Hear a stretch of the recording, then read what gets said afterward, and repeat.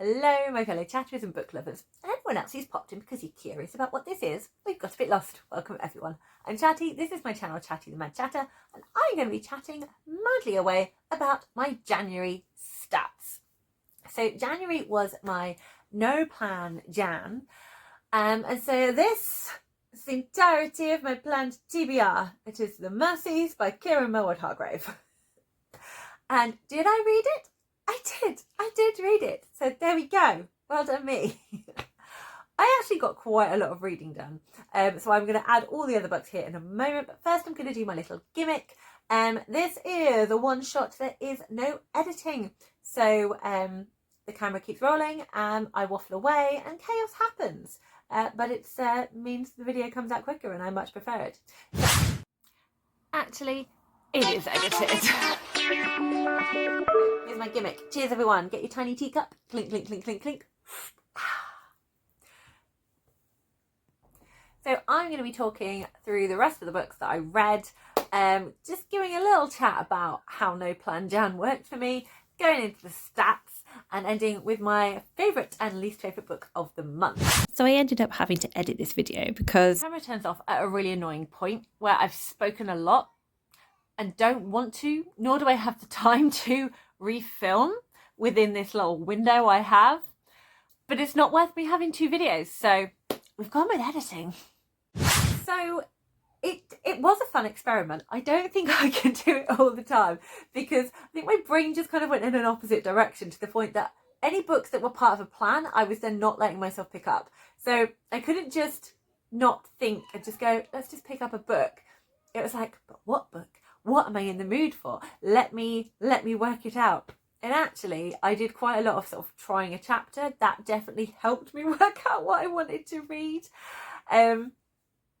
So firstly, I had many different options I was talking to you about, wondering sort of which type of epic fantasy I wanted to read, which type of middle grade I wanted to read.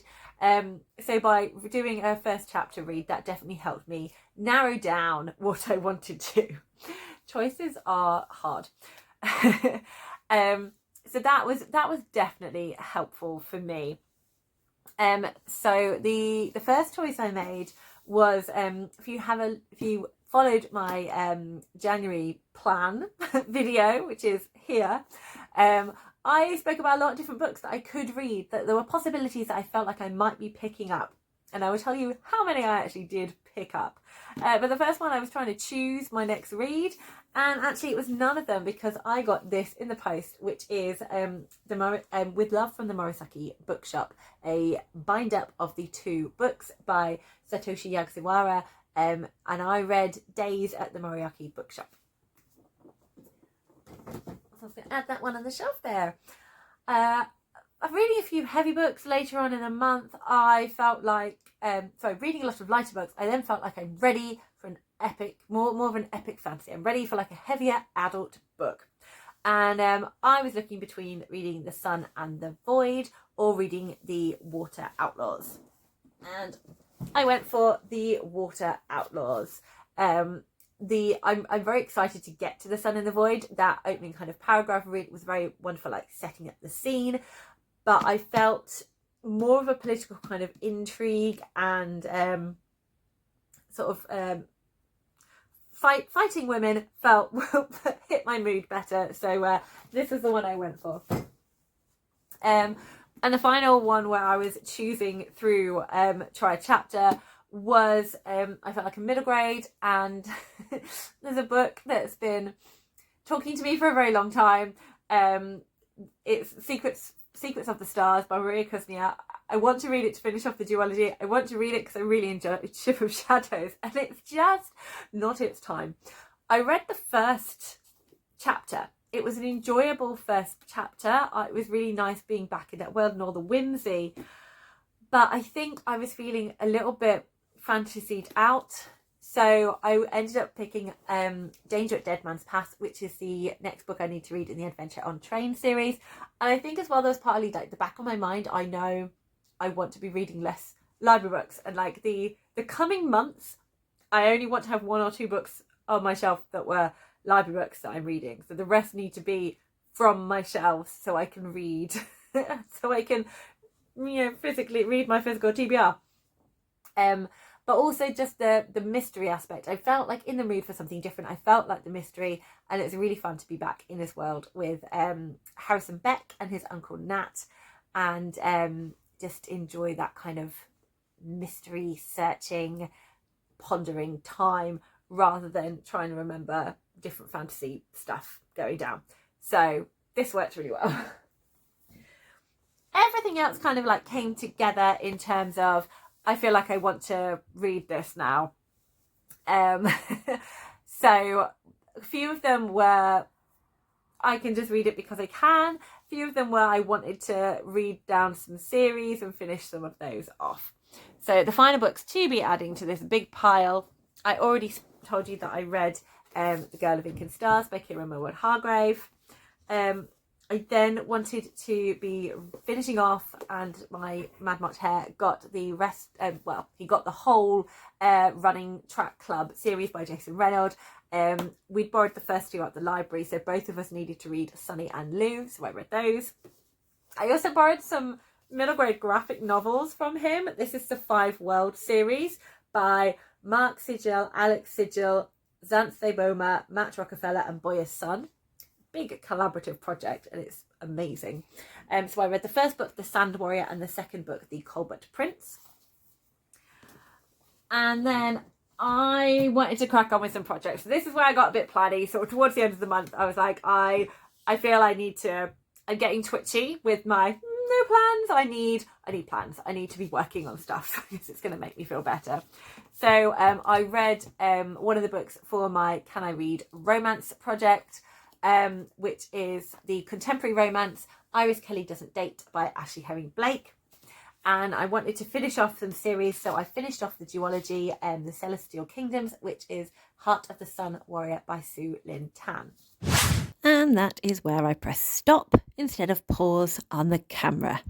Alas. Actually, that's a good thing because I can add some extra bits in. Another thing I totally forgot to speak of in my stats were my 2 other sort of goals I had in January. So why not having a plan of what I was going to read and no kind of limit on what I was supposed to be reading? I also had this idea that because I didn't feel I needed to get a certain amount of books in, I could give myself time to actually write reviews on Storygraph and actually input all of my books into Storygraph. And I did it! Yay! So once I've spoken about my favourite and least favourite books, I will be showing you my little visual, which Storygraph does a little monthly visual for you to kind of see your stats. And you know I love stats. So that's incentive enough for me to keep going. And once I got in the hang of it, it really didn't take long, and I have continued it on into February and March as well. Yay! What I've not been so good at is watching videos and just trying to just like and view and not feeling I've got to comment. I still just have this urge to comment. So I'm still working on that. So I've kind of let that fall by the wayside, but I'm going to try and bring it back and just do a quick catch up and then just view and only do an emoji and not a comment to encourage myself to watch more and not feel I've got to comment on everything, because then people get the views and the likes, yada yada yada. Now back to the original footage. Very much needed to pause and get a tea. Just a regular PG tips, nice and warm and cozy. So I'm now going to go through the stats. And I'm going to start off by talking about the age ranges of the books that I've read.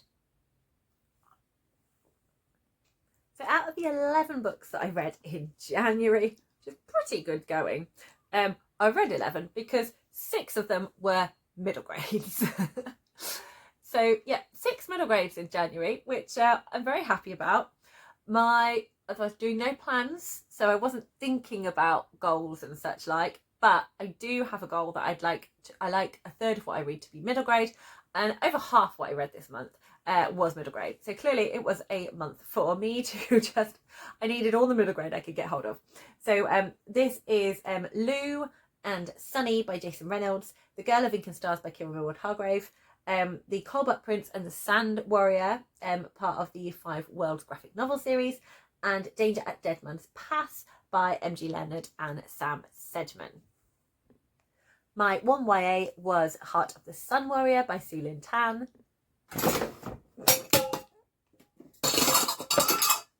And that is the sound of my books once I moved the big heavy hardbacks at the end collapsing. I'm just delighted my tea didn't get knocked over. Anyway, in my hand are my 3 adult books that I've read. That's The Water Outlaws by S.L. Huang, Days at the Murasaki Bookshop by Satoshi Yoksawa, and The Mercies by Kieran Millwood Hargrave. Deal with that mess now. Thought my numbers didn't add up, missed an adult. Also, Iris Kelly Doesn't Date by Ashley Herring Blake is an adult book as well. So that's 4 adults, 1 YA and 6 middle grades. Looking at sizes, I liken them to animals. So my 401 to 500 page category are my cows. I read 2 cow-sized books, The Water Outlaws and Heart of a Sun Warrior. 2 goat-sized books, that's 301 to 400 pages, and that is The Mercies and Iris Kelly Doesn't Date. I have 5 mouse-sized book, that's 151 to 300 pages. That's Danger at Dead Man's Pass, The Sand Warrior, The Colbat Prince, Girl of Ink and Stars, and Lou. And then 2 ant-sized books, which are Sunny and Days at the Murasaki Bookshop. This one obviously does not look as small as it actually is because the Murasaki Bookshop has got 2 books inside it. Yeah, a lot more shorter books this month, which is why I read so many. My other goal, though I wasn't focusing on goals this month, is to have what I read, have half of what I read be by global majority authors. And I have 5, that's The Water Outlaws, Heart of the Sun Warrior, Days at the Murasaki Bookshop, Sunny and Lou. And then I have 6 books that are by white Eurocentric authors, and that is Iris Kelly Doesn't Date, The Mercies, Danger at Dead Man's Pass, The Sand Warrior, The Colbat Prince, and The Girl of Ink and Stars. There are 5 authors with the 2 graphic novels, but the majority of them fall into the white Eurocentric category rather than the global majority category, which is why I have put them in the white Eurocentric one. So very close to achieving my goal there. There was just 1 book that was the difference between me achieving and not achieving. So I've got 6 white Eurocentric books and 5 global majority books. So I have 0 rereads this month. All of the books I read are new books to me. In terms of where they come from, I have 3 books that are from the library. The Water Outlaws, Danger at Dead Man's Pass, and Iris Kelly Doesn't Date all come from the library, which is great. I'm trying to read more from my shelves, but this month didn't count, so it's fine. 4 books I borrowed from my Mad March hair. Got a lot of nice books for Christmas and I read them. So that is The Sand Warrior, The Colbat Prince, Sunny and Lou. And then there are 4 books that are actually from my own shelf, which are The Mercies. It's all collapsed again. It's a failure on my part. The 4 books from my own shelves are The Mercies, The Girl of Ink and Stars, Heart of the Sun Warrior, and Days at the Murasaki Bookshop. In terms of what's counting for me managing to try and do a bit of a read what you own challenge, only 2 of these books count. So that's Heart of the Sun Warrior and The Mercies, because The Girl of Ink and Stars I put on my last. If you saw my January video, I put this on my last, well, it was my final book to then take me to be able to do a new Read What You Own challenge. I finally, a new books that I gave myself a surprise. Anyway, and this book came into my house after I settled these books down for the Read What You Own challenge. So just the 2 for counting that, but it's no Plan Jan, so it's fine. In terms of format, I read 9 novels. As far as I know, Days at the Murasaki Bookshop is just a short novel, not a novella. If anyone has some clarification on where the line is drawn, please let me know, because I'm not entirely sure. But from what I've seen of how it's been spoken about before, I'm pretty sure it's often referred to as a novel rather than a novella. So I'm counting it as a novel. And then I have 2 graphic novels, as I said before, part of the 5 World series, The Sand Warrior and The Colbat Prince. In terms of series, I've been reading from 5 different series. I've started 2 series. So I've started the Murasaki Bookshop duology and I started the 5 World series. I made progress with 3 series. So that was continuing with the 5 World series, reading the Colbat Prince, reading another book in the Adventures Untrained series, which is Danger at Dead Man's Pass, and reading another book in the Track Running Club series, which was Sunny. I then finished 2 series, which is awesome. So I completed the Track Running Club series by reading Lou, and I finished the Celestial Kingdoms duology by reading Heart of the Sun Warrior. So I'm pretty impressed with my series progression. Obviously I'd ended up starting 2 series, but that's fine. I don't mind. It was fun. Looking at genres, I've quite enjoyed the range of genres I've had this month. Obviously still read plenty of fantasy, so I have The Water Outlaws, Heart of a Sun Warrior and The Girl of Ink and Stars. So that was 3 fantasy. I have 3 contemporary, Sunny, Lou and Days at the Murasaki Bookshop. And I have 1 historical fiction, which is The Mercies, 1 mystery, which is Danger at Dead Man's Pass, 1 romance, Iris Kelly Doesn't Date, and 2 sci-fi, The Sand Warrior and the Colbat Prince.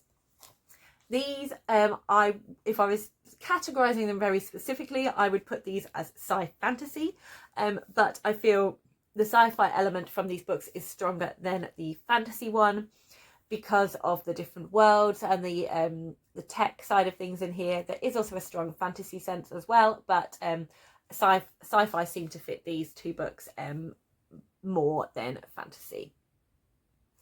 In terms of whether or not my books are representing a diverse cast of characters, I have 4 books that include protagonists that are part of the, that was close, they fell again, that are part of the LGBTQ plus community. So there are lots of queer characters in the Water Outlaws, and one of the points of view we have is, it doesn't say whether bisexual or lesbian, but one or the 2.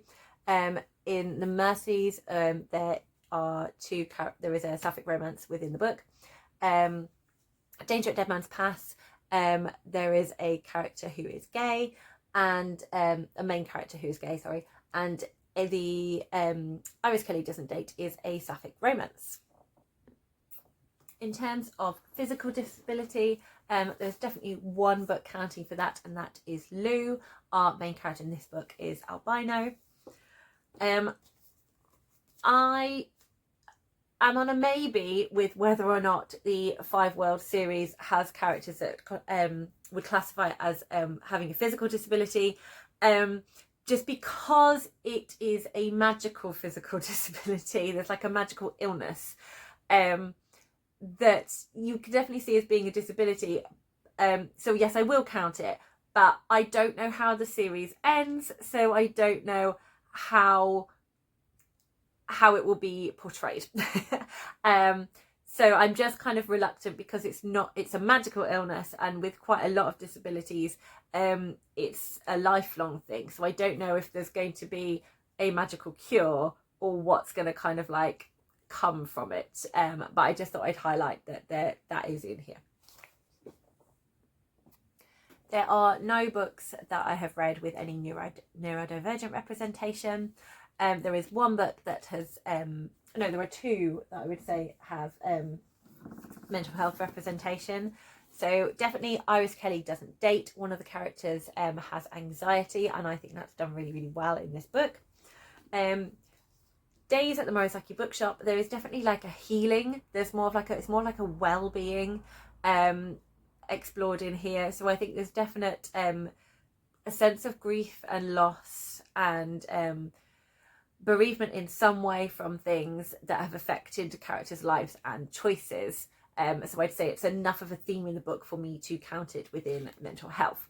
There are other aspects in these books where they do look at grief. There are grief things there are things that happen in the books that cause characters to grieve, but I don't feel it's enough of a theme throughout the book for it to be classified as me reading a book with mental health representation in it.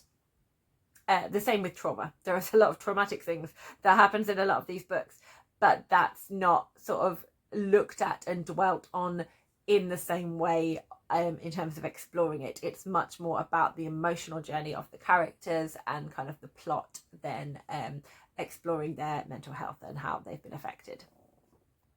3 books not only have Asian characters but are set in Asia or Asian inspired places. So we have 2 Chinese and 1 Japanese. So that's the Water Outlaws, Heart of a Sun Warrior are Chinese, and the Mozaki Bookshop is Japanese. And I read 2 books with black characters in, it's Sunny and Lou.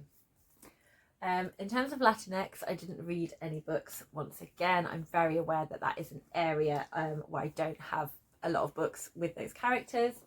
I also haven't got any books with Indigenous characters. However, when reading the Mercies, I have there were characters in here. They weren't main characters, but there were characters in here who are Sami, which is an indigenous culture in the north. So it's around sort of Norway and Finland. So Finn, I think it's called, the top of Norway, I think, is known as Finnmark within the history. So there was a lot within this book about the persecution of the Sami people. So that was really interesting, and I did go down a little rabbit hole researching that as well. Because they weren't the main protagonists in the story and we didn't get their voices, I'm not counting it as reading a book with Indigenous characters, but I did want to highlight that it was in this book. Okay, that is all of my stats. So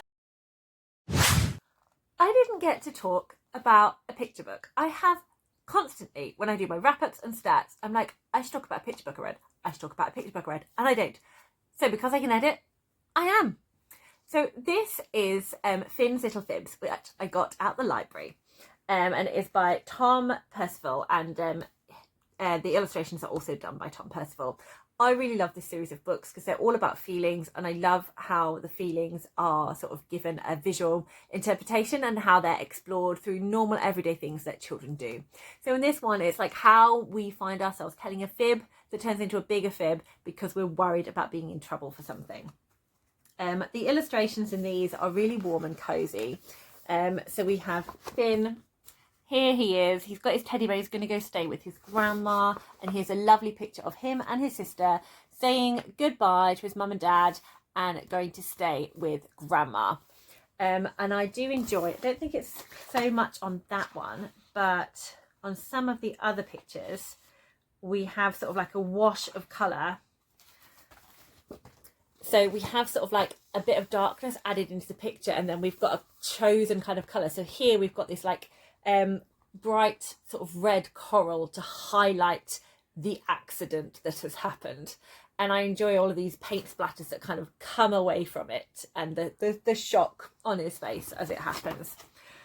And in this one we get these little fibs that start appearing when Finn tells a lie, and he ends up surrounded by quite a lot of them because they just keep on coming and coming and coming.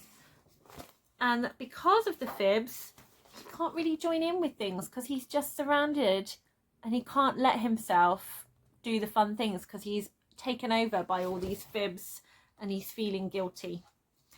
And they use really nice language, like Tom Percival uses really nice language, like describing how it feels in your tummy, and then also how to manage those problems.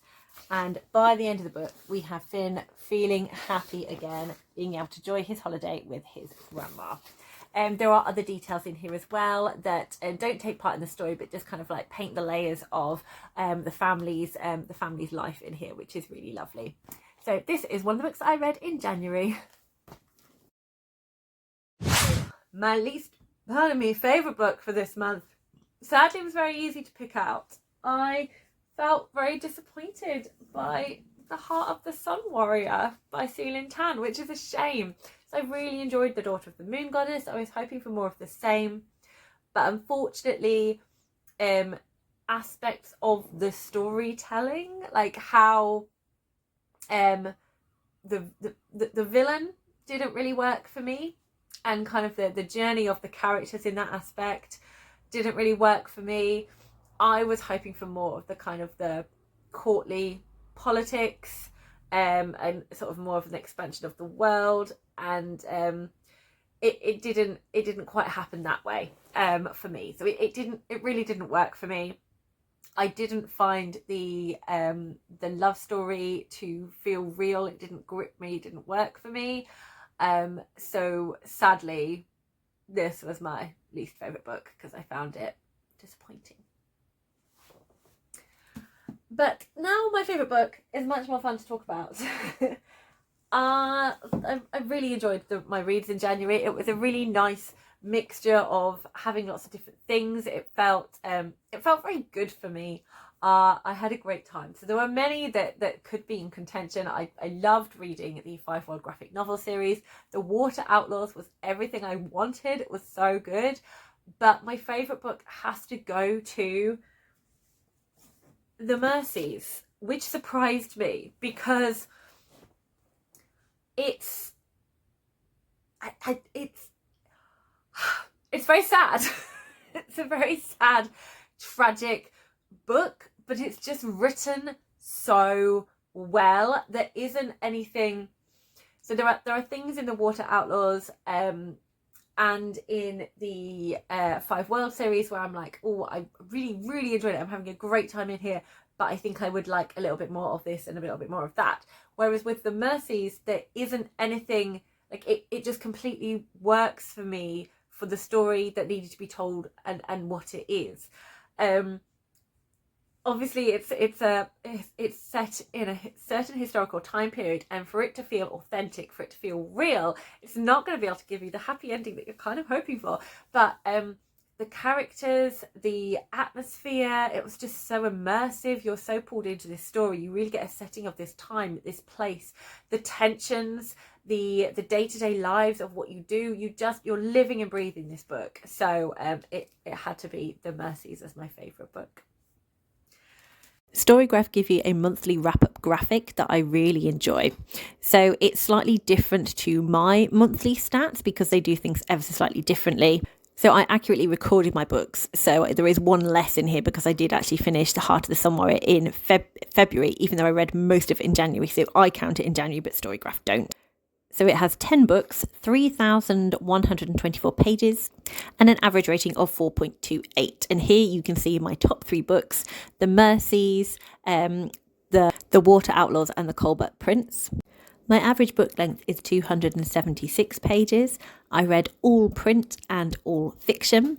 The genres are not how I do genres because it includes things like middle grade, LGBTQIA+, and graphic, which I don't see as genres, but more like age ranges, format, and themes.